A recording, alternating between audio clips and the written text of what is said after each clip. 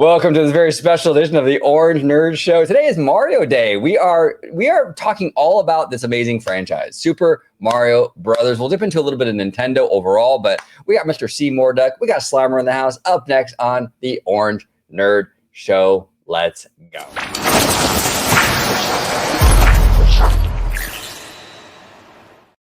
Welcome aboard, everybody, to another episode of OG55, but more specifically, the Orange Nerd Show. Here on the Orange Nerd Show, we talk about everything in nerd culture. We talk about the movies, the shows. We even dip into a lot of corporate stuff. We've done a lot of financial shows. So this is Orange Nerd. It's focused mostly not on everything except the theme parks. Before we dive into this very special Mario Day edition, I got Mr. Seymour Duck in the house with a very Mario inspired profile pic. Mr. Duck, how are you today, sir?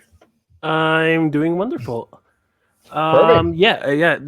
This profile picture was inspired by Mario and the rubber hose animation, like the classic Disney original animation. I'm a huge fan of that. Even like playing games like Cuphead using that type of animation. I'm just a big fan. So I put two and two together, and that's how I came up with this profile. Kind of a little hybrid. Really, really cool. Yeah. And speaking of that, we got to do a video. I'd love to have you guys on that show where we got to do an Orange Nerd episode about this rumor that Jon Favreau is working on an Oswald the Rabbit project. That's wild. Absolutely wild. If that's true, that's brilliant. Yes. Absolutely. Yeah. Absolutely. What was that, Seymour? Yeah, I was just going to say I'm all for that. Yeah. Oh yeah, if done right, you can do an amazing. You can make an amazing thing with that. That would be a lot of potential there. A lot of Animaniacs style potential there if they wanted to go there. But Mr. Slimer, welcome back, sir. How are you today? I'm doing well. Thank you very much for having me on. We're talking Nintendo. This is a really fantastic discussion, and for me, it's kind of off the beaten path when it comes to Orange Grove 55 discussions. But Mr. Seymour the Duck, thank you for bringing this discussion to the table.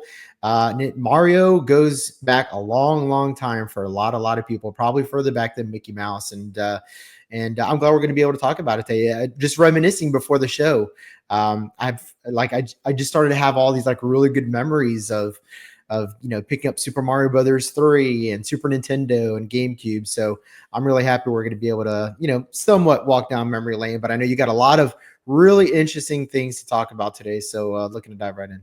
Yeah, absolutely. Where can everybody find you on social media, sir? Yeah, you guys can find me on X at Slimesquare84 and right here in Orange Grove 55. There he is. Follow this man. Here we go. Let's talk about it. We got a lot of stuff to discuss on this Mario Day. This is courtesy of, it was published in Boardwalk Times, friend of the channel, Zach and the crew over there at Boardwalk. We love them. And Ethan Becker, Mr. Theme Park Wizard, another friend of the channel. Great content creators there. But this article is a couple of years old, but I still think it's a relevant conversation to have. And Seymour, you brought this to my attention, and I think you in the DM you were basically saying the same thing, and I completely agree with you. It says here, is Mario Universal's Mickey Mouse? Does Universal have its own version of Mickey Mouse on its hands?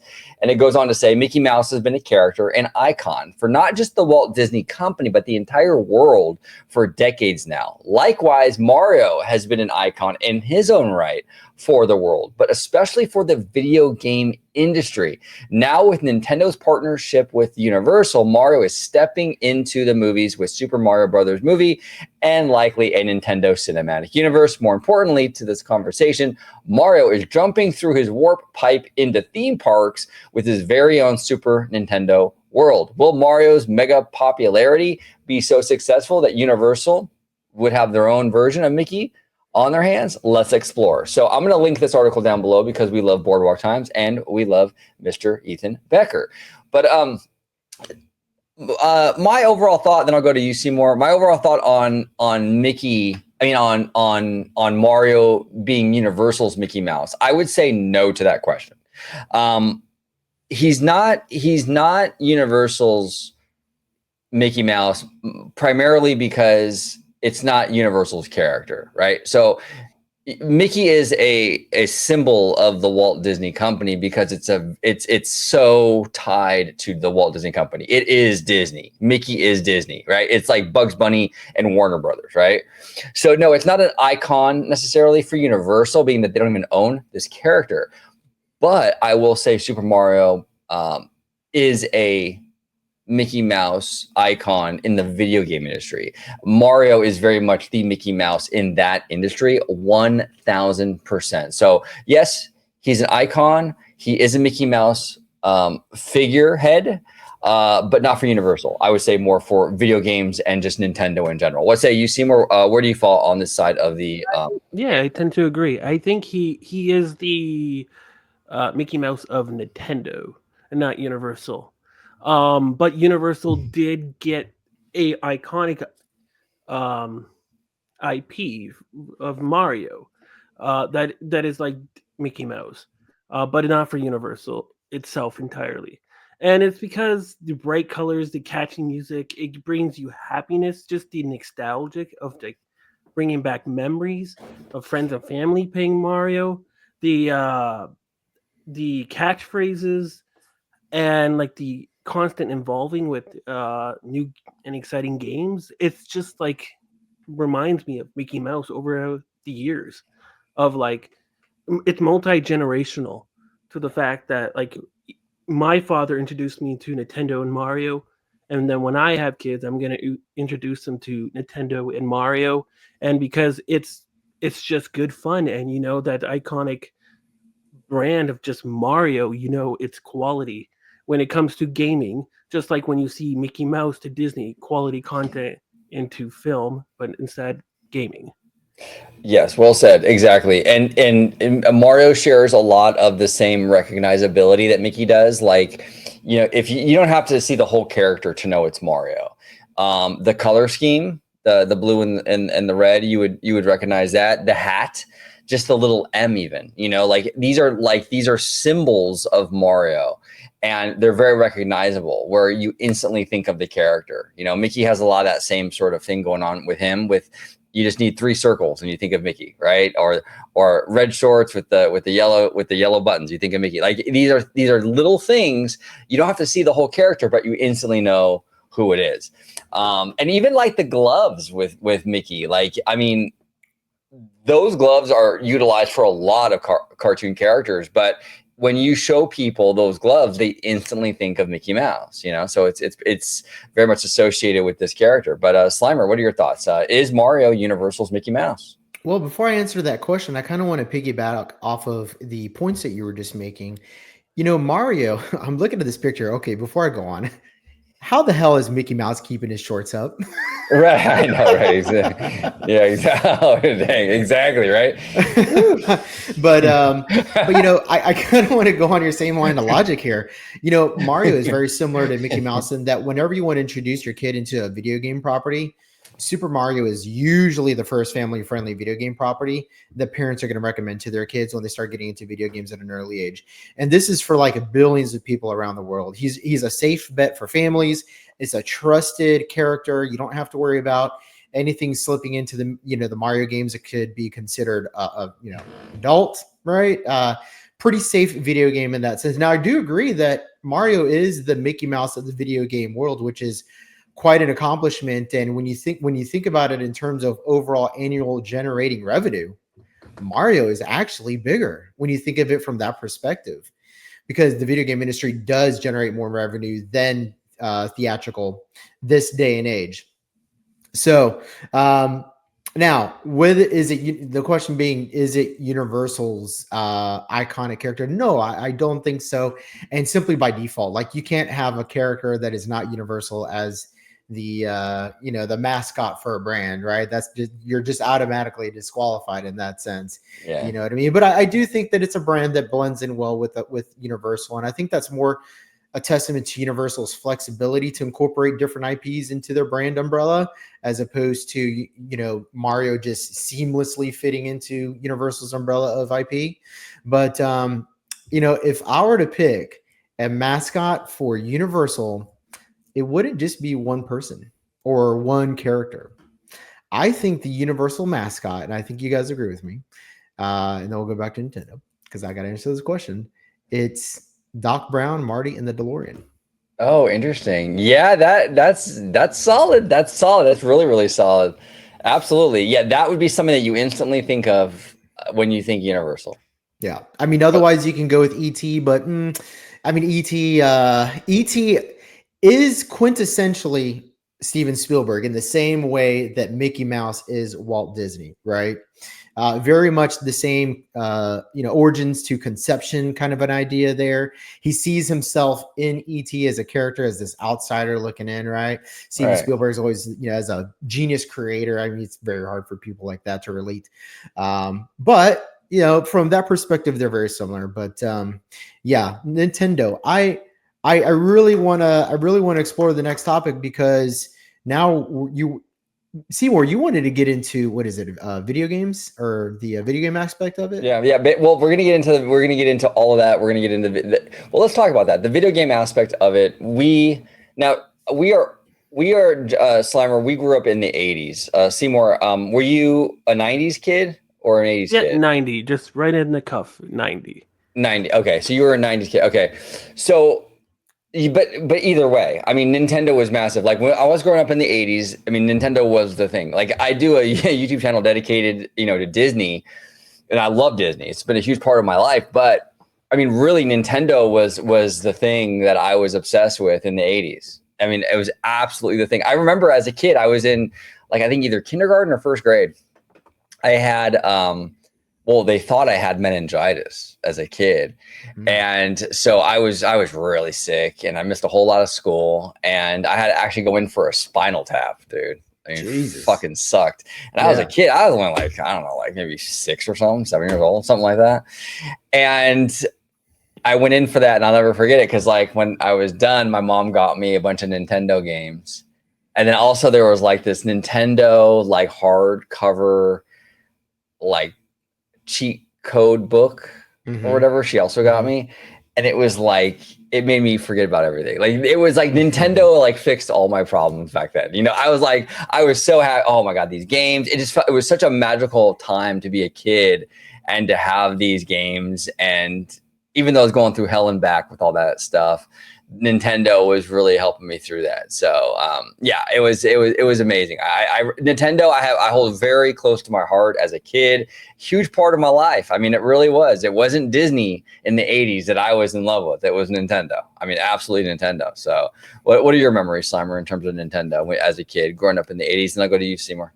Well, if you're somebody that likes to spend a lot of time in isolation, when I was a younger kid, even though I had a brother, my brother is really somebody I just picked on because I was the older one, you know what I mean? So he was for beating up and getting to do bad things for me, but a lot of my times I was, hanging out by myself. And as someone that likes to be in isolation, you like to play video games because it's a really good form of entertainment that allows you to just be with yourself and your thoughts, right?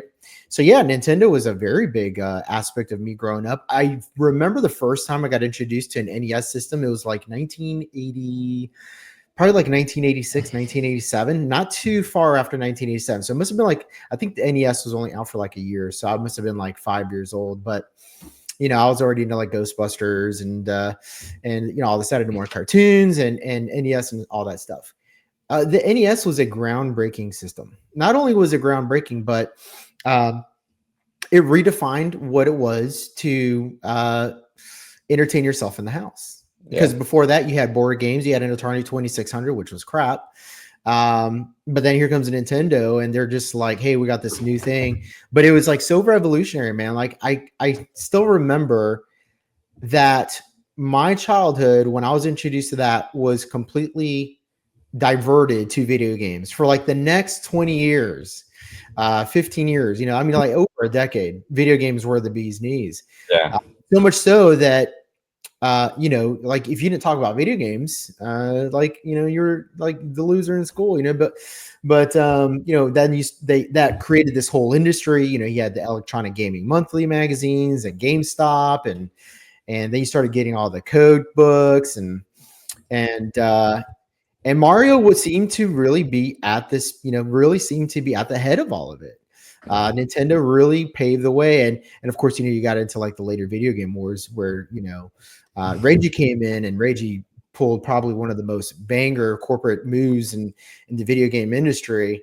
And I know Seymour's a really big fan of Reggie. He's that guy's a video game genius. What he did with Microsoft. He's my pick for CEO of Disney, but that's never gonna happen. I could fly with that. Absolutely. Yeah, absolutely. Yeah. Well, now here's the thing. You mentioned, you're right, Slimer. In terms of like Nintendo, the NES changed the way kids or families entertain themselves at home. A lot of times you would have to go to the arcade. A lot of people, younger people, probably don't know what an arcade is. I don't know. I've probably never been to one. I don't think there are many that even exist anymore. But you'd have to go to the arcade to play video games.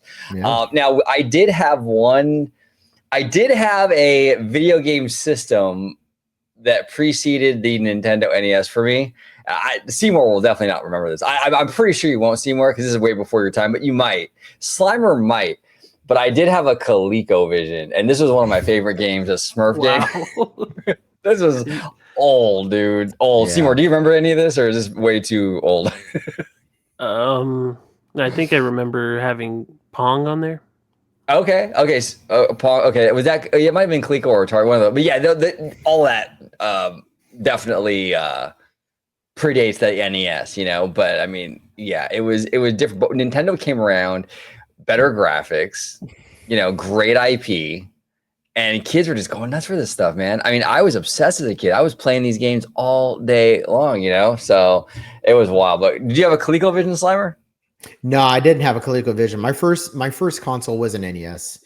Okay. And then I had every Nintendo system all the way until what's the new one now? The Switch? Yeah, I don't have a Switch. That's the first Nintendo system I haven't bought. Otherwise, I've had every other Nintendo home console. And then as far as Game Boys, the only Game Boy I ever had was the original. I never got into the Game Boy Color. And the reason that being is I was into Game Gear. Not gonna lie. I ditched the Nintendo Game Boy for Game Gear. Guilty as charged. Color screen was everything back in the day. And like the chunky boy. It was, and it sucked the shit out of some batteries, man. Like you had to have like 60 batteries next to you at all times just to beat a game because you never knew when your batteries were going to die. It was just so fast. If I remember correctly, I think it took 8 AA batteries. Sega was ahead of its time with that. It was. Yeah, I remember. Yeah. I was more impressed with the Game Gear too, and I had the Genesis as well, the home console, the Genesis. Yep. Altered Beast, all those games, man, they were freaking out. Sonic, obviously, but the Game Gear was like, wow, man, this is cool. Like, this is really like, as a kid back then, that was something else, So, yeah. But it was chunky, Seymour. It was thicker than fog, dog. but what are some of your great early Nintendo memories? Beginning, it's very odd because I'm a bigger Nintendo fan than Disney. I'm sorry to say to some Disney fans out there, but through thick and thin, Mario has been consistently there for me throughout the years. And like I said, it's odd because it comes and goes for Disney when I was a kid, right? I liked Disney when I was young. Then I got a little bit older. Oh, Disney too kiddish for me. And then I got a little bit older. Oh, Disney's great again. And then now it's just like, okay, I'll just like whatever I like, because now I'm an adult and I can do whatever I want. But Mario's always been there from the beginning. Since the NES, my dad gave it to me when he got the Super Nintendo, and then when he got the N64, I got the Super Nintendo, and then I remember the Super Game Boy where you can put the adapter into the Super Nintendo and play. And I was like playing Pokemon on there, and it's like consistently Mario has been there from the beginning, including the Duck Hunt and Mario pack when you got that first game. Yeah, that I remember that as a kid, and I found like even just the experience of it all and simplicity of it, where if you're watching a Disney movie, right, the storytelling, when you play a Mario game, it differentiates itself from being more active and engaging compared to Disney, where they have more complex narratives. Mario, you be the hero, and I've always found that fascinating. So throughout the years, it's just you go home from school, go in, play some Mario, and you're just locked and loaded. You don't have to constantly think about what's happening. You just play, and it's simplistic.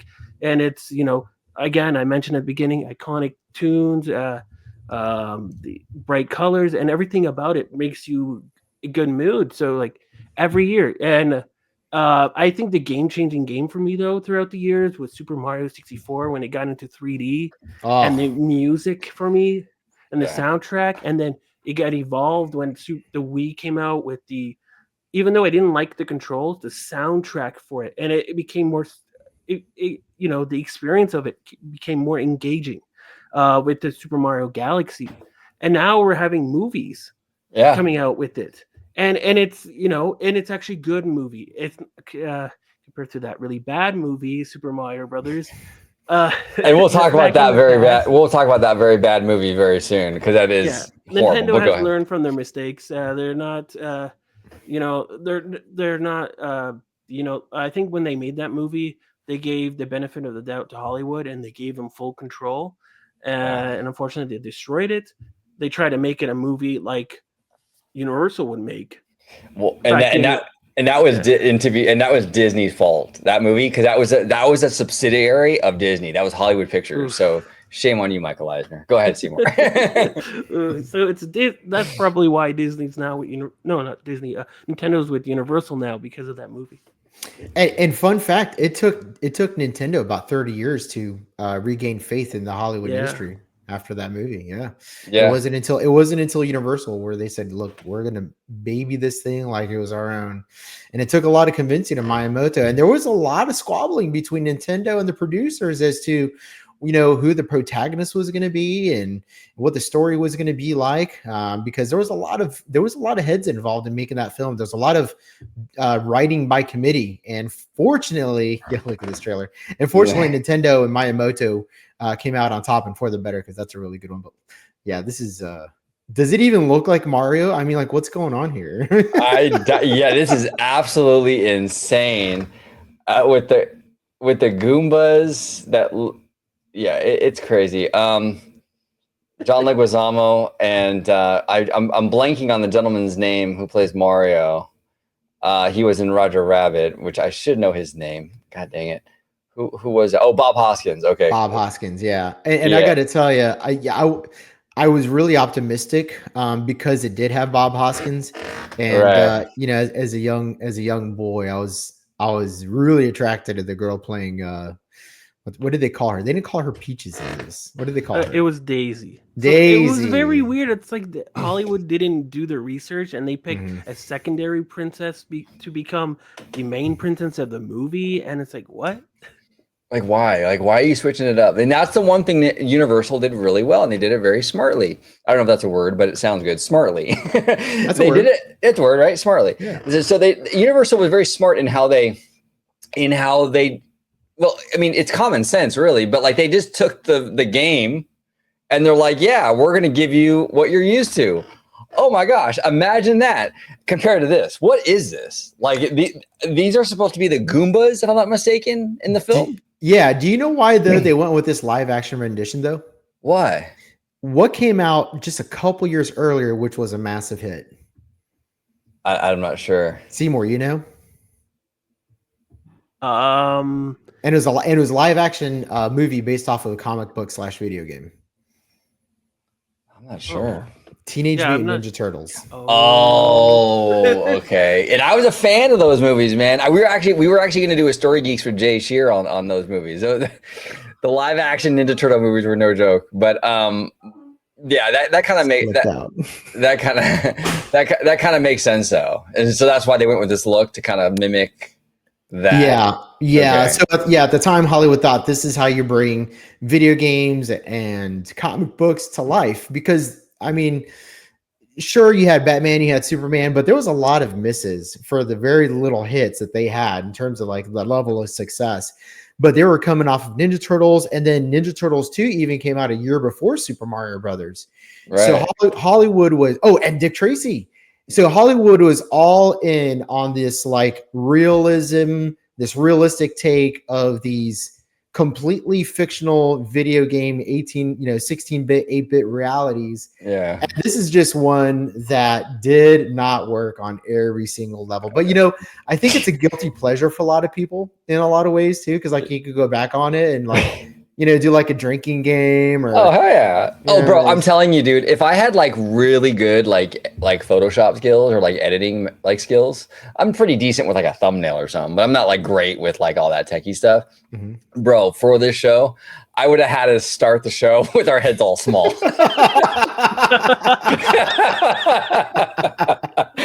Fucking fantastic. You know what I'm saying? How great would that have been, you know? But yeah, this was a huge blunder. But they learned their lesson in Universal. I mean, look, Universal did the thing. They did the right thing. They gave us the Mario we all wanted to see, you know? But Hollywood, there was some Hollywood stuff that did kind of work, in my opinion. Seymour reminded me of this gem of a show that was on Fox. It was like after school, I believe, if I'm not mistaken. So Super Mario Brothers Super Show. And it was a hybrid of like animation and like live action. And they had like a great, I can't play it on here because of the copyright stuff, but they had a great like Super Mario like rap. Like the whole intro was them rapping, which back then in the late 80s, early 90s, everything had a rap to it. I mean, the Disney Afternoon, when they premiered Darkwing Duck, there was a rap to that to promote the show. Everything was rap. It's pretty funny back then. But this was a great show. Slimer, you remember this one vividly? We're about the same age, though. One of my favorite shows growing up. And the reason I think that this worked where the movie didn't is this actually took a page right out of Paul Rubens' Pee-wee's Playhouse. The cinematography was very similar. The storytelling, the pacing of the show, the integration of animation, friends coming to visit every now and then, they always have a guest, right? A lot of it was really based off of the success of Pee-wee's Playhouse, which is, again, one of the most iconic TV shows of the 80s and 90s. And I think that's why this had success where the movies didn't. So the TV studios were figuring this out when Hollywood still didn't know what the hell was going on. But again, they used realism, but then not really. You know what I mean? Like, it's like, yeah, they had actors, so that way they didn't have to hire animators to do the entire show. But then they would mix in some Mario animation. And so, yeah, this was really popular. Had a really popular intro song, very catchy. Yeah. I remember like going to school and be like, "Hey, did you memorize the Mario song yet?" And like you guys will like try to rap it out. And like if somebody got, you're just like, But I'll tell you, my favorite episode, and I lost my shit when they did it. It was they actually had an episode where Ernie Hudson comes in as Winston from Ghostbusters because they had a ghost in their closet. So when he showed up to bust a ghost, and I was just like, oh my God, I was like, Nintendo and Ghostbusters in one show. Mind blown. Blowing, dude. It was just, it was a kid's dream back then, man. So Yeah. I'll never forget that. I find it also interesting how they literally predicted Pixar's Woody right here. Like, I mean, that's incredible. That was a prediction. Simpsons gets a lot of credit for their predictions, but this is a pretty solid one. So he's a cracked out Woody. It looks like. Yeah, hey, we'll take it, right? We'll take it. Sneaking into Luigi's mushrooms. Exactly. That's exactly it. Slimer. What say you, Seymour, about this Super Mario Brothers Super Show? Pretty cool. Go ahead. I was just going to say, if you want to watch the full season, apparently there's only one season with 65 episodes. You can watch it on Amazon Prime. Okay, cool. Amazon Prime. Not a sponsor. No, but that's good to know. Actually, I'm interested, to be honest with you, because as a kid, I loved this show. I absolutely love this show. I looked forward to it like crazy. And they even had Zelda, the Legends of Zelda cartoons. You guys remember that? Mm-hmm. Like mixed in with the Mario. Me, princess. Yeah. Yes. Exactly. Great.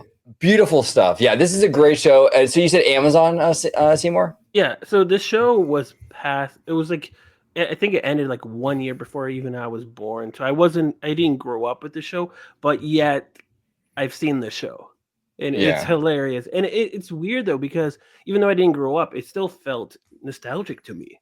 And growing up with Mario, looking back at this again, it's just like, this was the right approach compared to the movie, and it was just like Slimer was saying, like just taking a book out of Pee-wee's Playhouse.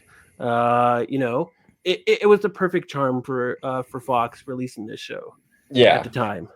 Yeah, you know what it is too. I think aside from the horrible aesthetics of the live action movie with the little heads and all that, this show captured the magic of Mario. Like the energy, the positivity, the fun factor of this character, of this franchise. The movie didn't capture that energy at all. It was trying to do something totally different. But this feels like Mario, you know? We're having fun here. It's pretty cool. Is that the girl from Charles in Charge? Am I tripping? Or is she? I don't know. I forgot the young lady's name, but I don't know. But now she's got a wet T-shirt, so we probably should turn it off.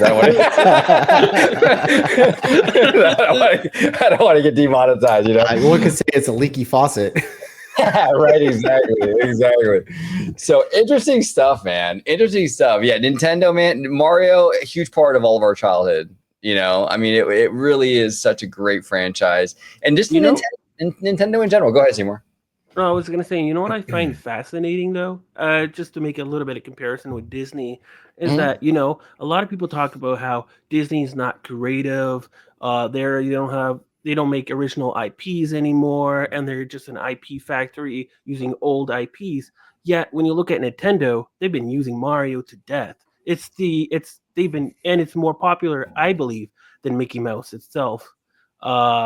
And make it, like Slimer said at the beginning, it's generating so much money for Nintendo, and because the video game industry, just by the margin itself, in video games, you produce more money, so you can spend less money on video games and sell at a bigger margin because it's software versus just medium. Right. But yeah, I find it fascinating that Nintendo doesn't get the slack compared to where Disney gets it, and they've been using the IP constantly.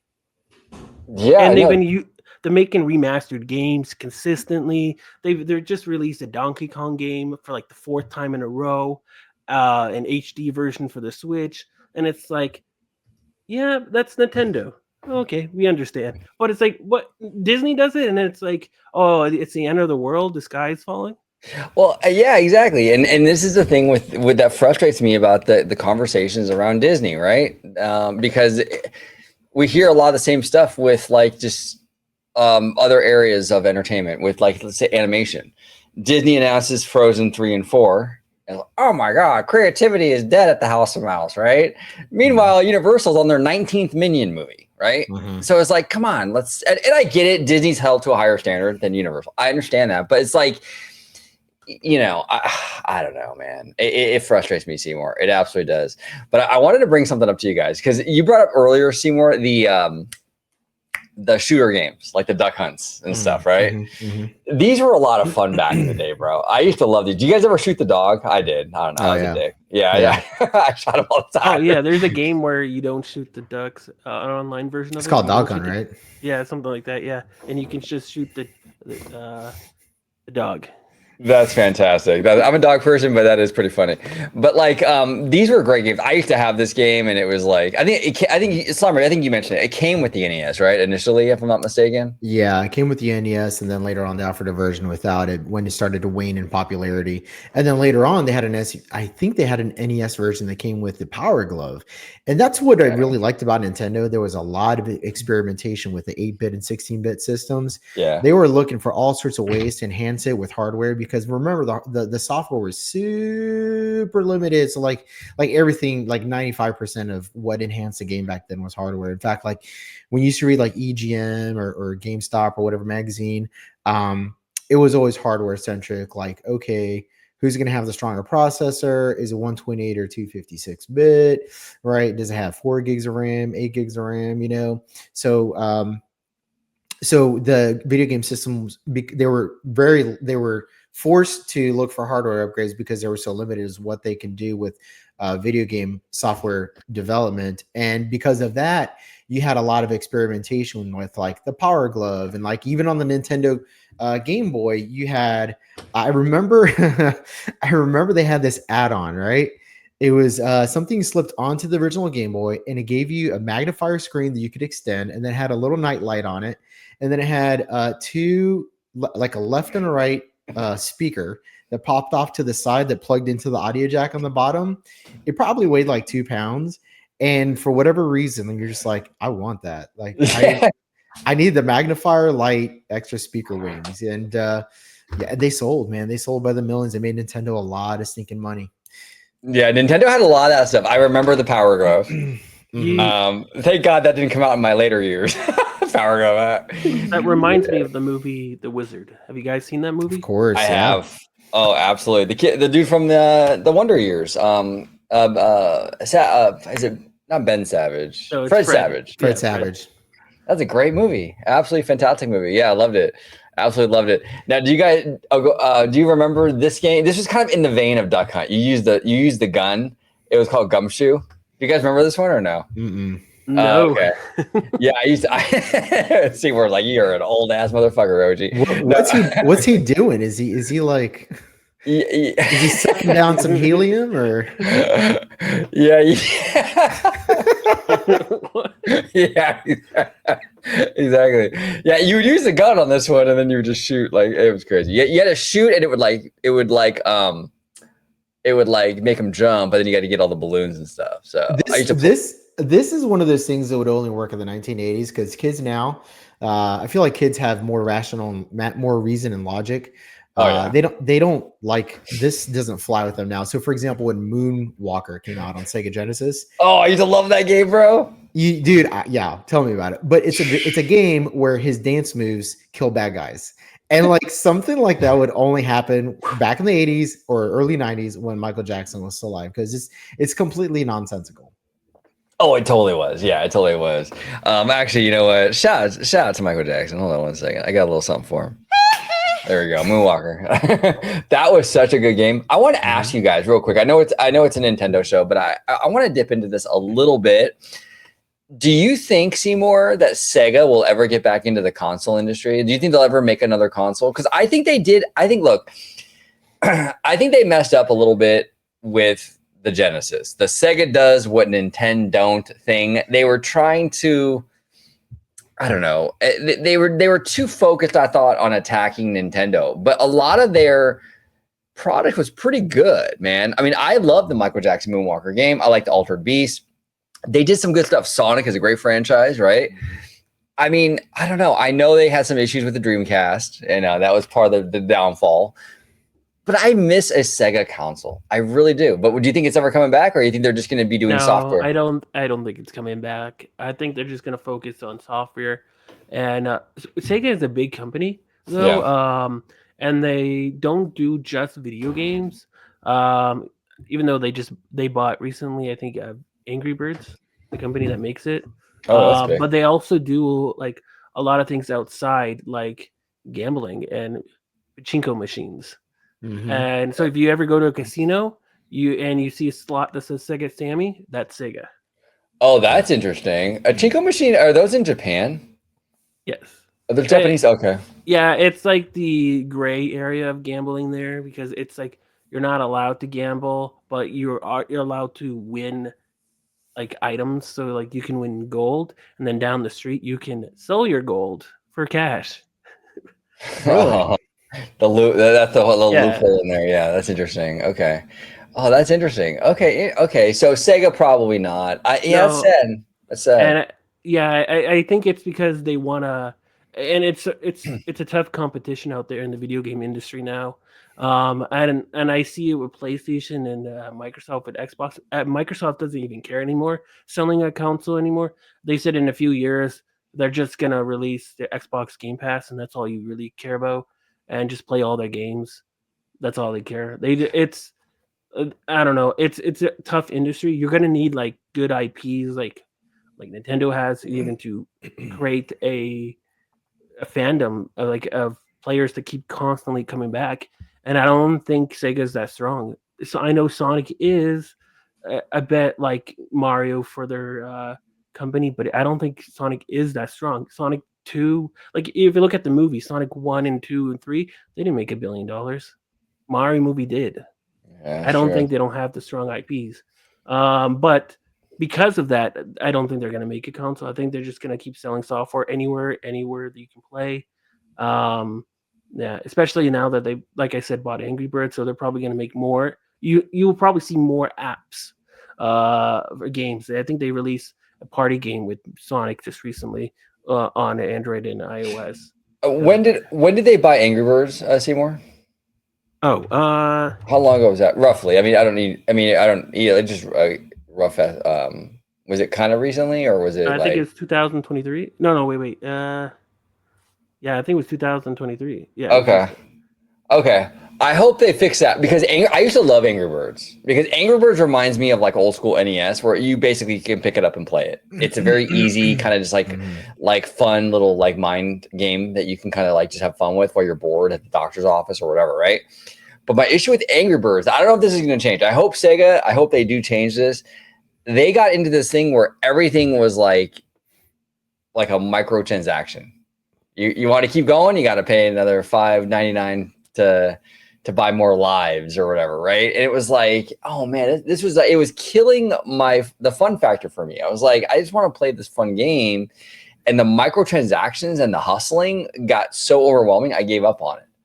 So I hope Sega, now that they own them and they've owned them, like you were saying, for like roughly a couple of years, Seymour, I hope they fix that because it's a cool game. It's a fun game. You know, it harkens back to the old school kind of video games I used to love back in the day. Unfortunately, though, if you're going to keep trying to get, $3.99, $4.99, out of me every time I make a move, it's a turnoff, So I don't know. I hope they make moves on that. We'll see. We'll see. It's the unfortunate thing in the video game industry, especially with other companies like EA. That's what they do. Microtransaction, everything. Yeah. Even a microtransaction to get the game early by like a week or two. That's crazy, man. This is dirt. It feels dirty to me, and that's why I get you like Nintendo. They try to not do that. But they do have shareholders, right? They're a public company. So they tried to minimize that. The shareholders did try to force Nintendo to make more mobile apps and do that.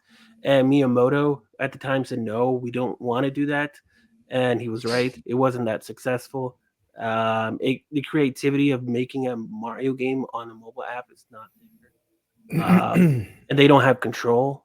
Unlike if they have it with the Switch, they have more control. Now with the new Switch 2. Yeah. No, absolutely. Go ahead, Slimer. And something that plays the video game industry, going back to why Sega failed, Sega dumped a lot of money in research and development for a more powerful system, which was the Sega Dreamcast. Because the Sega Dreamcast, for all intents and purposes, was the next generation system. But they just didn't have the units sold to be able to finance the initial investment costs on the Sega Dreamcast. And that's when they started getting into the microtransactions to make up for the loss of units sold. And they just never caught up, and they just stayed negative in the red. I mean, Sony stays negative when they come out with the new system, I think on average, like 4 or 5 years before they turn a profit. Wow. That's how much money goes into these systems. And so for Nintendo to go anywhere outside of that realm, when you're talking about razor thin margins, or if any at all, for the first couple of years after the new system comes out, it's extremely, extremely risky, because if the system isn't popular, and then if the video games aren't popular on top of that, then they basically, they're in the hole big time, like tens of millions, if not hundreds of millions of dollars, because they're betting on that system to carry them for anywhere from 7 to 10 years. It's a 7 to 10 year investment. Wow, that's crazy. That's crazy. I want to ask you guys too. This has been on my mind for actually a long, long time. I'm very curious. I want to pick your guys' brain on this. So I was a huge fan of video games in the 80s, into the 90s, but I started to fall off a little bit, or a lot actually, once like the PlayStation era started, because things started to get more realistic. And it kind of like, I don't know, it's weird. Like, I kind of like the era of video games that it wasn't so real. Like the Zelda game, I think it's A Link to the Past, if I'm not mistaken. And correct me if I'm wrong, but I think it's Link to the Past. The Zelda game for Super Nintendo. It was good. It was 16-bit. It was an improvement on the original 8-bit Zelda, but it was still like that, like the little Link and like the little swords, and like it didn't look real at all, right? But it was polished though, but it didn't look real. Mario, all these games still had this kind of charm to them where it was like, it still felt very cartoony. Final Fantasy kind of had that still, Dragon Warrior, all these games. Once it started to get to like, it was like more like the movies or something, I kind of like, I don't know. It lost something for me. I don't know what it lost for me. Like, Slimer, where do you stand with that? Like, did you find yourself kind of feeling the same way, or that didn't impact you at all? So I want to back up a little bit because there was like a crossroads for Nintendo, and it was right in the middle of the 1990s. Yeah. Sony had already dropped the PlayStation. Microsoft's console, I don't think, was even out yet. But Sony was, and then Microsoft, they really leaned heavily into realism. With games like Siphon Filter, for example, Metal Gear Solid. A lot of those Konami Bandai games became really realistic. That was kind of their shtick. And then, of course, when they dropped Halo, Combat Evolved, that was just insane. I loved the realistic games. And there was a time where Nintendo's, I guess, charm kind of faded for a little bit. And I think that's when Reggie came in and he doubled down on Nintendo's iconographic, cartoonish, fantastic style. Yeah, and smart. took Nintendo to the next level, because it was a smaller company. They didn't have they didn't have the capital to invest into these into these graphic engines, and by not trying to compete with them completely and doubling down on games like Super Smash Brothers and Mario Kart and making Mario even more cartoony, I don't think Nintendo would have came out of it alive, to be honest with you. I think, honestly, they probably would have sank just like Sega. Reggie really did save the company. But I did enjoy them. But the one game that really impressed me the most when I first played it, I remember the day I played it too. This is one of those crazy, Seymour, I'm sorry you missed it. You're too young, bud. Maybe you did. You say you were born in 1990, so you were 6 years old. But I remember that Nintendo showcased the N64 at Blockbuster Video. That you could go to. Yes. You could go to play it, and I remember playing Mario 64 and it being like the most impressive thing I had ever seen. As a young teenage boy. Remember, this is all before I discovered girls, right? So. So it was so impressive, because here's the thing: what a lot of people don't realize, people forget, people have short memories. Even though like Crash Bandicoot, real quick, when you discovered girls, you were still a Super Smash Bro, but it was just different. I was kidding. Hey, that's good. That's good, man. Chasing stars, right? But here's the thing: like Crash Bandicoot, it wasn't an open world game. There were no open world games before Super Mario 64. Everything was on a rail, right? Like you could deviate a little bit left and right, but that didn't exist yet. And then Mario 64, it changed the game completely. I mean, it was just so groundbreaking. I don't think that there's been a video game that's been as groundbreaking as Mario's. It might be the most groundbreaking video game of all time, if not Ocarina of Time. But of course, Ocarina of Time was only successful because Mario was successful. If that wasn't a success, then like there's no way Ocarina would have been a success, because Nintendo would have died right then and there. Yeah, interesting. Yeah, what about you, Seymour? Because Slimer makes a good point. Nintendo did go back to the charm factor of the, like, even like you see the Mario games on the Switch and stuff. Obviously, they're new. It's new technology. It's more polished, but it does feel like that old school charm. But do you feel like video games in general like lost some of that charm when they got too real, or it didn't impact you at all personally? Oh, for me personally, yeah. It didn't impact me at all. If a game was good, a game was good. It was simple as that. I was a kid. I didn't overthink it, right? It's just I play a game. If I didn't like it, I return it. Because back in the day, you were renting games at Blockbuster. Mm-hmm. So instead of for me at least, I was renting them a lot instead of buying them.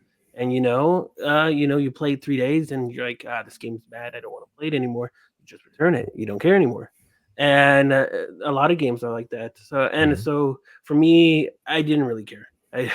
If a game was good, one of my favorite games is BioShock, and that's very realistic.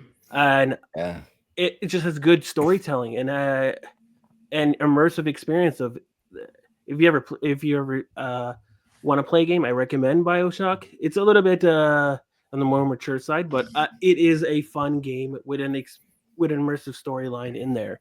And apparently they're making a movie or show on Netflix, live action. I don't know if that's ever going to get completed. Wow. Yeah, they've been talking about that one for But yeah, 20 years. Yeah. But yeah, BioShock is one of my favorite games, and it's not cartoony at all. It's realistic. But no, with Nintendo though and Mario, yeah, it does.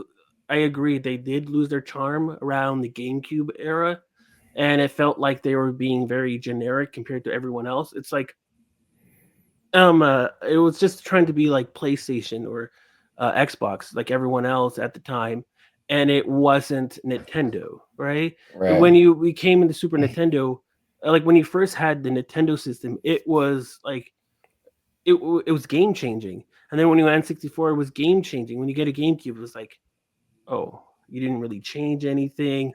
Everything felt very generic and the same as everything else. But so when you play a game, for example, Super Mario Sunshine, it just like the creativity was lost at it. It didn't feel like a big Mario game. It just didn't feel as a Nintendo game could have been. Yeah. So that's one game that I did return. I didn't like playing that game as much as compared to like Super Mario 64, where it was a new experience in a 3D world with the soundtrack. It made me change. And then when you got the Wii, right, and with the Super Mario Galaxy, it brought me back in, just like Super Mario 64. And you're starting to see that again and again.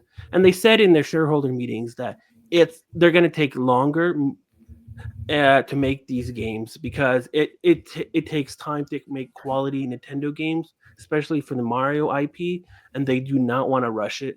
And I can see why, because it's the primary brand for Nintendo, and to make games like this consistently well and creative, it's hard. And the last game I played that had Mario in it was Super Mario Wonder, and they brought me back to that experience again of like the creativity, the music. It felt different, and they're even changing the whole aesthetic of Mario. They're making it a little bit more cartoony, like the movie, but yet it brought me back in, saying, okay, this is what Nintendo does well, and I'm hoping going forward they keep doing that.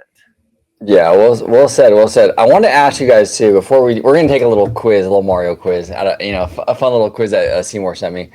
But do you guys remember this game, the Zelda game, where it was like this was because you were talking about the N64 and how like it was so weird to have that 3D world, right? Do you remember this Zelda game? Yes, the Adventures of Link, where it was like we saw. That's a game where it was just bad for me. Yeah, I was thinking the same thing, and it was weird to see him out like with this angle. I don't know, it was weird, right? Because usually it's like the up above the aerial shot. And it was weird to me. It was like kind of like Mario Brothers style, like the side scroller game. Yeah, it kind of reminded me of a cheap knockoff of Mario, and then you replaced it with Zelda. Yes, and they never went back. Link, yeah, they never went back to this style though for him, right? Am I mistaken on that, Seymour, or it was a one and done with this, right? Pretty much.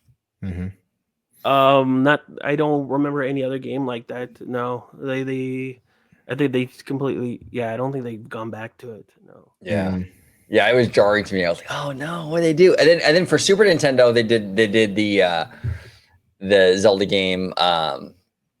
I always forget the name of that Zelda game, but anyway, that one for Super Nintendo was amazing, and that was like the old school Zelda just cleaned up for 16-bit, and that was incredible. But this one was, this was weird. Yeah, it always bugged me that it was like a side scroller game for Zelda. Did they do it? Did they drop Seymour a Zelda game for GameCube ever or no? Yes, but it was the same release for the Wii as well. Wasn't it Wind Waker? Oh, okay. So that's a whole different area. So there was Wind Waker, but then there was also Twilight Princess. Right. Yeah. That one came out after Wind Waker, right? Yeah. So like Wind Waker, people consider that as a different Zelda variation, even though technically they're all different variations. But because of the cartoony look, people consider that as a different IP for Zelda. I love that game. I thought Yeah. Wind Waker was a masterpiece. The art style was very cool. If I remember that one correctly. Yeah, I like it the was art called style. It was called cell shaded art, and I think it was the first. Wasn't it the first massive open world cell shaded video game ever? I'm not sure. I'm not sure. It looked. I mean, I love the art style. I love the way it looked. I mean, it was very cool. And that was GameCube that did that. Mm-hmm. Yes. Wow, That that's was one of the interesting. rare games that GameCube had, and people want, ironically, a re-release for that, an HD version for the Switch. But now the Switch 2 is coming. They want a Switch 2 version of that. I'd play that. That would be a good game to play again. Yeah, that's fascinating. Well, let's end this conversation, gentlemen, with a Mario quiz. Okay, let's test our ability. Are you a Mario expert? Test your Mushroom Kingdom knowledge with this quiz. We'll do easy mode. I'm an old fogey. I Okay, haven't. so you can do easy mode. Oh, there's only 5 questions. There's only 5. So you want to do easy, then we'll do hard. Yeah. We'll do both. Perfect. Yeah, Seymour's gonna crush this. He's gonna kill us. Watch. All right, here we go. In which game did Mario first get to ride on his lovable pal Yoshi? Super Mario World, Super Mario Brothers, Super Mario 64, Super Mario Brothers 3. I'm gonna go with Super Mario Brothers 3. Seymour, what do you say, brother? I already know the answer, but I'll let you guess. Okay, Slimer, what do you say? I'm gonna say Mario 3. I think it was Super Mario World. Okay. Let's see. I'll go with yours and see if you're correct. You're right. There you go. You are absolutely correct. What insect transformation can Mario power up with in the Super Mario Galaxy game? A ladybug, a stink bug, a bee, or an ant? Oh man, this is tough, man. This is not Mario Galaxy is not from the 80s, so I am out of my league here. But Same. I've only played very little of this game. Okay, But I'm gonna guess. Go ahead. Go, what do you think it is, OG? I'm gonna go ant. All right, let's do it. I think it's B. You think it's B? I'm gonna go ant. That's not right. Okay. Sorry, but into a B. You were right. Into a B. There we go. Okay, we're not. All right. Which one of these is not one of Mario's power-ups? A superstar, a fire flower, a one-up mushroom, or a magic hot dog? I'm gonna go with I'm gonna go with magic hot dog. I don't know about you. What do you think, Slimer? Magic hot dog? I think you might be right on that one. All right, let's do that one.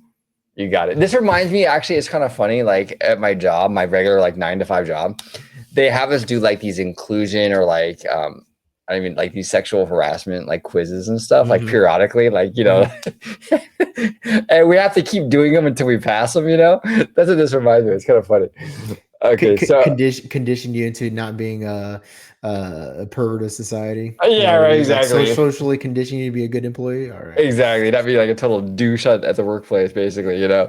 What is the name of Mario's raccoon-like suit that gives him the ability to glide through the air? Tanuki, bathing suit, lawsuit, super suit. I'm gonna go out on a limb. I'm gonna say the Tanuki because that has an interesting name. It just seems to fit. I don't know. I feel like that's what it is. I could be wrong. But what say you, Slimer? Is it Tanuki or bathing suit or? It could be the Tanuki suit. I think it's super suit. Is it super suit? Let's do super suit. Let's try that. Let's see. It might be Tanuki. Nope. There it is. It was Tanuki. Yeah, no worries. Luigi is Mario's. Well, we all know this. His brother. It's a brother. All right. So we got 3 out of 5. Not terrible, but not fantastic. Now we're gonna try the hard quiz for Mr. Seymour Duck. Oh, okay. Here we go, Seymour. No pressure, buddy. No pressure. Here we go. In the Super Mario Sunshine game, Mario uses a tool strapped to his back to clean up messes on Isle Delfino called FLUDD, flood or flood. What does flood stand for? We have Flaming Laser Ultra Dirt Destroyer. No, it wasn't a laser. It was water. So yeah. The fourth option, Flash. The Liquidizer. Yeah, because everything else just seems odd. Yeah. There you go, Mr. Seymour Duck. The doucher. There you go.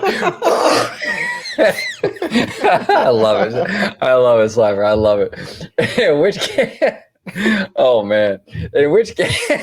In which game did Mario first encounter the poison mushroom? Mario Brothers 3, Super Mario Land, Super Mario Brothers Wii, or Super Mario Brothers: The Lost Levels? Ooh, the poison mushroom. I think this is a trick question. Okay. So Super Mario Brothers: The Lost Level was actually technically the real Super Mario Brothers 2, but it was released later. But technically, since that is the second one, that is the first one out of all of these, they came out first. I would have said Super Mario Land because that came out for the Game Boy, but I think they're trying to trick you, and it's actually Super Mario Brothers: The Lost Level because it's the original second Super Mario Brothers. And I remember having it right at the beginning of the first level. Okay, here we go. Let's see. Boom. Look at that. Look at that. You got it. See, even said it. There you go. Known in Japan. Speaking of Japan, I will never forget this. I will never ever forget this. And when I was a kid, I was waiting for the Super Nintendo to be released here in America, and Japan had it early. It was called the Super Famicom. Back in the day, I was so mad. Like, Japan already has this thing. I'm out here in the U.S. waiting for this. Yeah, man. Oh yeah, there was controversy with that. Really? Tell us about that. I'm curious. That they were trying to delay it for the U.S. because Super Mario Brothers 3 was coming out, and then because they were making Super Mario Brothers, Super Mario Brothers 3, the second game had to come out with a copy version of a Japanese game, and they just put in Mario IPs. So that's why in the U.S. you have Super Mario Brothers 2 completely different, but in Japan you have the original Super Mario Brothers 2, which is now called the Lost Levels. Like in the quiz here that said it. Yeah, so there's like this whole thing where it's like, oh, we can't release it. And then, yeah, there was controversy with Super Mario World as well coming out, and they needed to delay it for the US because Super Mario. Yeah, there was a lot of controversy. Wow, that's interesting. Okay, interesting. I've been being so mad about that because I wanted my Super Nintendo so bad, but Japan had it so much earlier. In which game did Mario first get sleepy and take a nap when the player was idle? That's an easy one. Oh, this is easy. Yeah. Which one? What say you guys? 64. Yeah, 64? I don't remember Super Mario World having it. No. You know, it was funny too. Like, it was so entertaining. Like, the first time you saw a video game character sleep, you're like, guys, check this out. He's asleep. Look at this. Like, he's asleep. They're making video games sleep now. It's pretty awesome. Yeah, you are correct. Even heroes need a break once in a while, and Mario finally gets his rest in Super Mario 64. It's all those carbs. Yeah, exactly. Which is the Super Mario game where they should do Super Mario Keto? That'd be a great new game. Get him off the carbs. Super Mario Keto. Which is the first Super Mario game where Mario's hat can be blown off his head? Oh, this is easy too. What is it? Odyssey?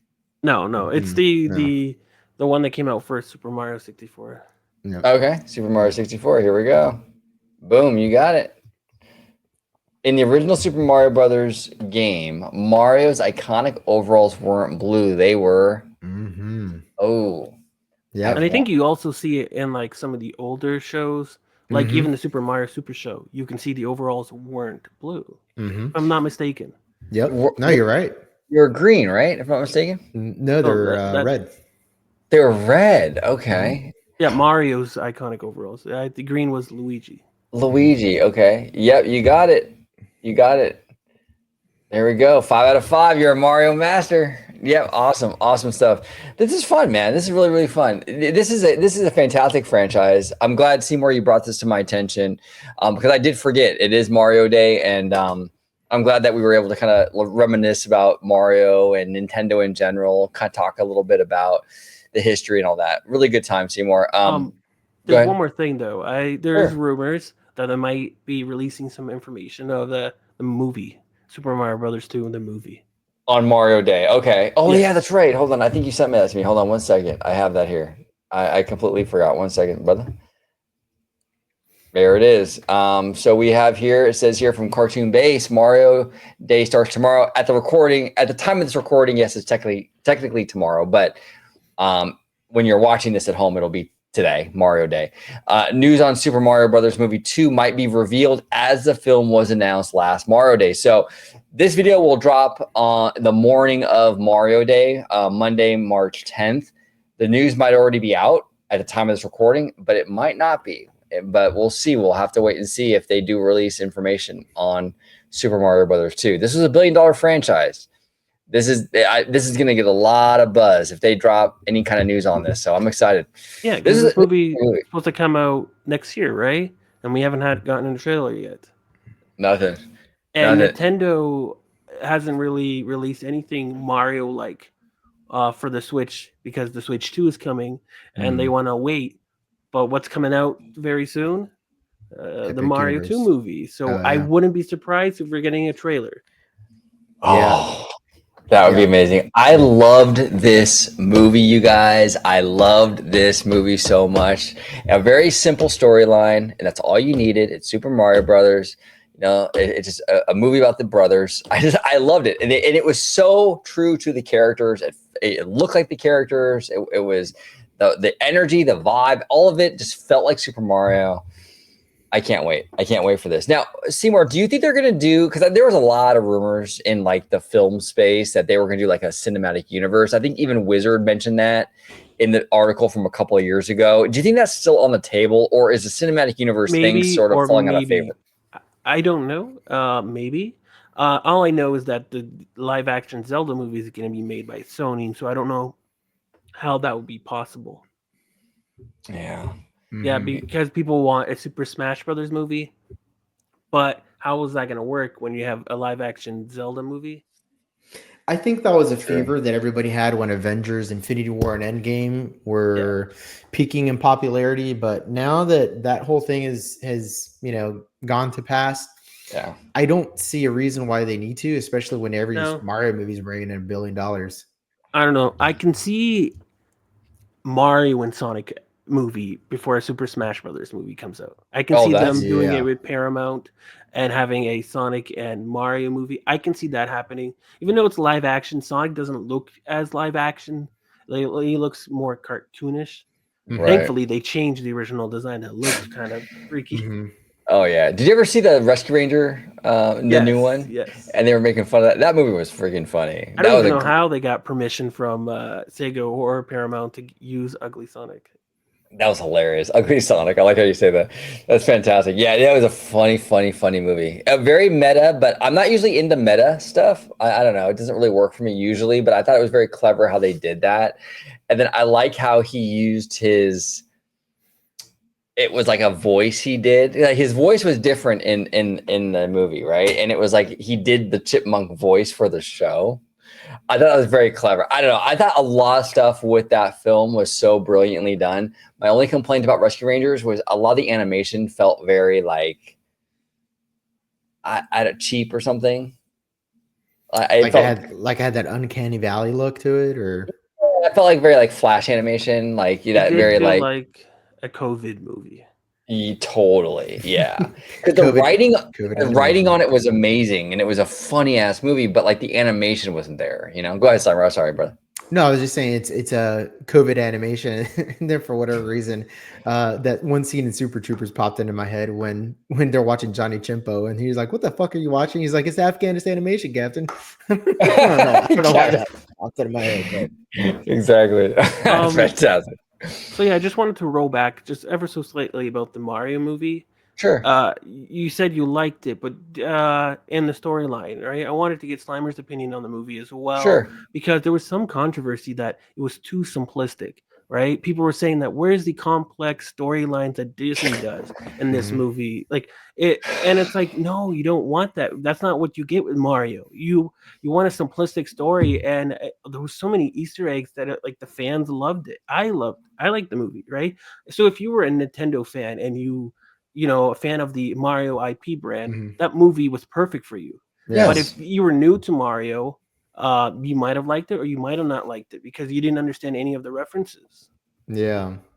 Well, yeah, I remember those. I remember that, Seymour. We were talking about that, I think, when the movie came out, and it was like all these people were like talking about how this thing should have had a more complicated storyline and all that. I'm like, the problem with that is like, I think for Zelda, you can do that. I think Zelda Yeah. is a franchise that you would want maybe a more serious thing.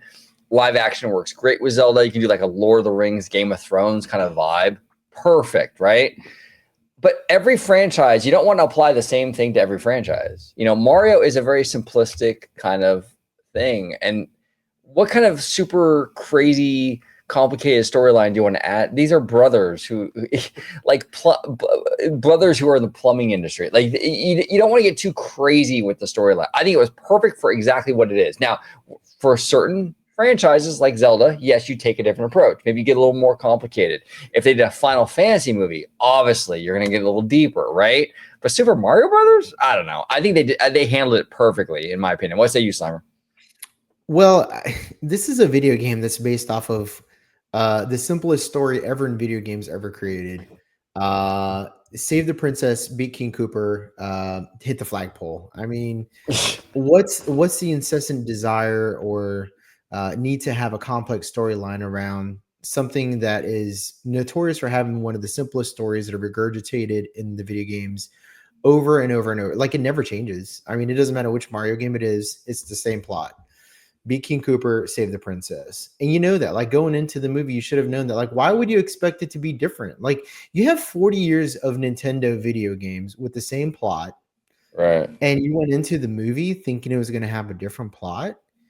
Are you, like, you're not following the plot? Yes, exactly. And then this is, you either fall on one side of the trap or the other with this stuff. Because if you deviate very far from the game, you get into like the Hollywood Pictures live action Mario thing. And then fans bitch and moan that it's not enough like the game, right? So Universal does, well, we're going to do the game. We're going to basically give you the film version of the game. Oh, well, I don't know. That's not complicated enough now. It's like, you can't win. I think they handled it beautifully. It was really the best approach to that franchise. Go ahead, Seymour. I agree. I think they handled it well. I only have one issue with the movie, but besides that, I think they did really well. Even though I don't like Rotten Tomatoes and look at the reviews, for me to pick a movie to watch, I do find it fascinating that the Hollywood critics gave it like 59%, but the audience gave it 95%. What were they? And again, it's like, what was your expectation? It's a Super Mario movie. Yeah, I think they didn't understand the franchise and the nostalgic feel of Mario and like the fandom all around Mario, and they expected some complex Hollywood story, and it's, no, it's Mario. Well, Right. you see it kind of reflected in the video, in the theme park lands as well.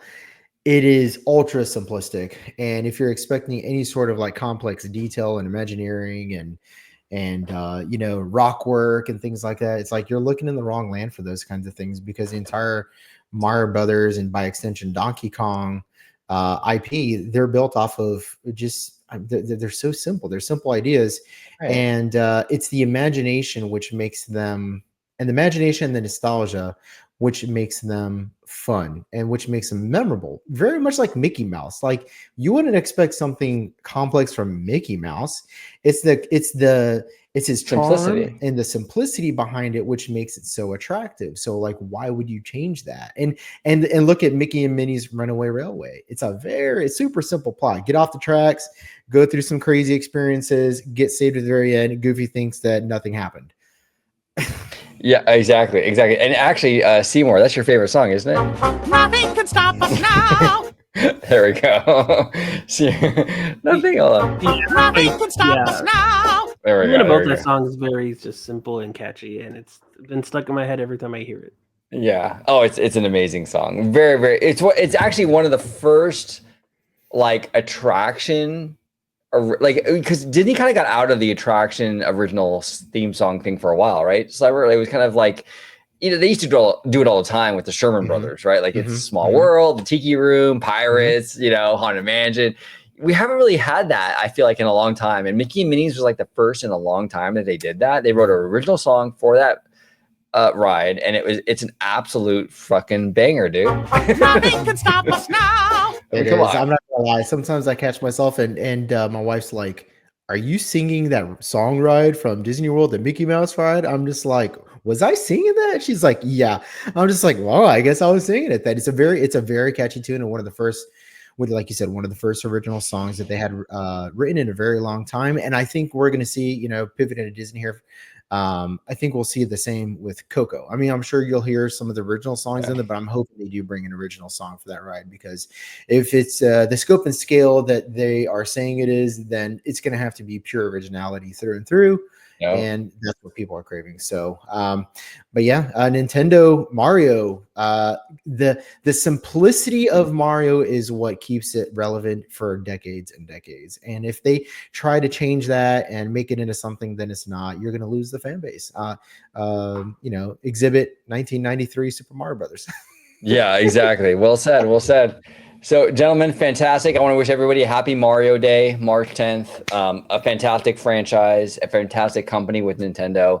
They do great stuff. A lot of us grew up on this franchise of Mario and Nintendo, and they do amazing stuff. A quality company. They really are the Walt Disney Company, I think, of that gaming world. A lot of similarities. So, but yeah, Seymour, I want to thank you for joining us today, brother. Always good to have you on. If you can let everybody know where they can find you on social media, sir. Oh, thank you. And especially when we're talking about Nintendo, I'm always glad to be here for that. And Mario. But yeah, you can find me at mrduck.social, where you can find all my social media links, including Blue Sky, Threads, Instagram, and X. There he is, Mr. Seymour Duck, and we got Slimer. Oh, by the way, Seymour, we got to get your buddies on Cashflow Kings again very soon. Talk some financial stuff. I had fun with them the last time. We'll get them on. We'll talk. I mean, I don't know when the earnings call is, the next one, but we'll figure some other topic out before then. I want to get them on and just talk shop. I think it'd be kind of cool. I did have an idea where we could just talk about finance in general with the OG55 family and the crew, and talk about just in general, like for you, OG, do you invest? Do you, or own a house or something? Things like that. Cool. Like, do you save money or do you spend money and keep going to Disney parks? Cool. Yeah, let's talk about it. Let's do it. I'm down. We'll get the Cashflow Kings on. We'll talk shop. Slimer, you can be part of that too. I mean, they are really fun guys. Really cool guys. Seymour and I have investment discussions inside DMs all the time, like pretty much on a day-to-day basis. He showed me his portfolio. I'm talking about what I'm doing on my end, which is not really, it's not Wall Street. I'm more of a Main Street guy because I do real estate. But yeah, we're always talking money. Like, he'll send me a link and be like, what do you think about this? And I, like, give him my response. So I think that's a really interesting thing. More people need to talk about money more often. The more you learn about it, the more you can make. So absolutely. I can give you a Mario coin for that. There you go. Slimer, where can everybody find you on social media, sir? Yeah. Hey, Mr. Seymour Duck. Great conversation. Really enjoyed talking about Nintendo, taking this walk down memory lane. I didn't know there was a hole in my life named Nintendo. So like my interest in it has been reinvigorated. Now I think that I'm going to probably look forward to this Mario Land more than I thought I was. So yeah, more Mario. He's actually on the cover of Time magazine this week. So grab yourself a copy. I'm sure it'll be a collector in a couple of years. But you guys can find me on Slime Square 84X and OrangeNerd 55 right here. There he is. Thank you so much for watching us on this Mario Day. Thank you for watching, and comment down below with all your comments, opinions on Super Mario Brothers as a franchise, Nintendo as a company. We would love to hear from you. And until the next time, see you later. Thank you for watching OG55. If you aren't already, consider becoming a member today.